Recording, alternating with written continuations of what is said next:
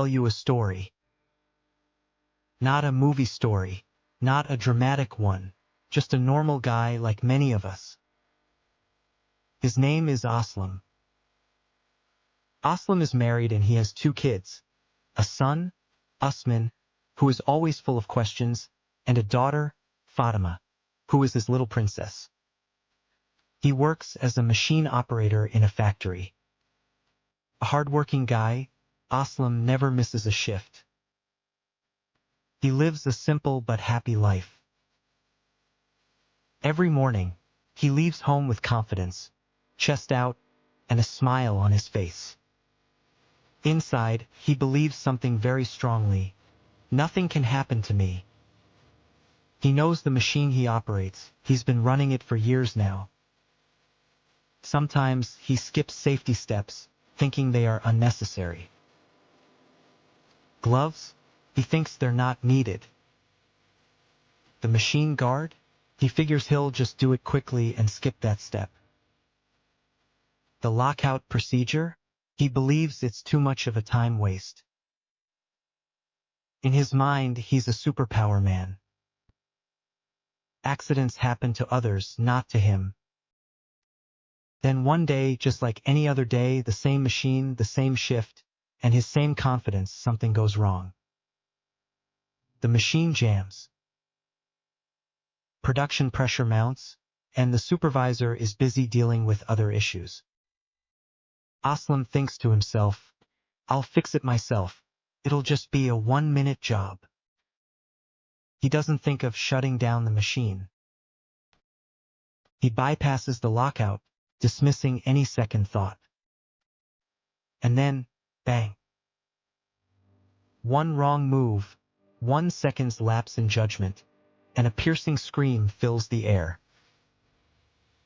The machine stops. A silence follows, thick and heavy.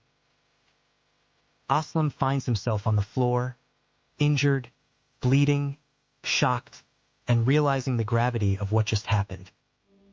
The same machine he trusted has now changed his life forever. Now Aslam is at home. The once familiar sounds of the factory are replaced by the silence of his own home, echoing with pain.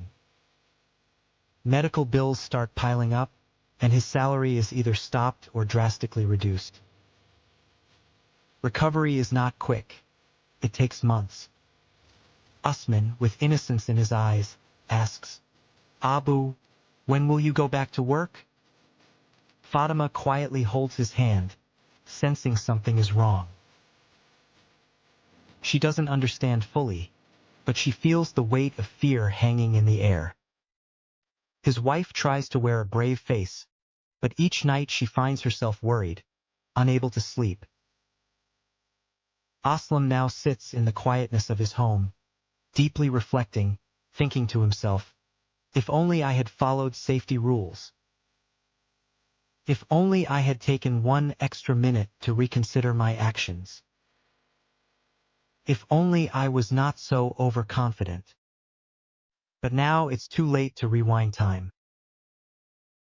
This story is not just about Aslam. It's about all of us. Confidence is a good trait, and experience brings value, but overconfidence can be dangerous. Safety rules are not made to slow down workers. They are in place to ensure that you can return home safely after a long day at work. Because when one worker gets injured, it is not just their life that becomes affected. The whole family suffers as a result. Think of the loved ones waiting at home, eager for your return. So, remember this vital lesson. No job is ever so urgent that it cannot be done safely. No target is so important if it costs your life or your family's happiness. Work safe, think safe, and make it a priority to go home safe.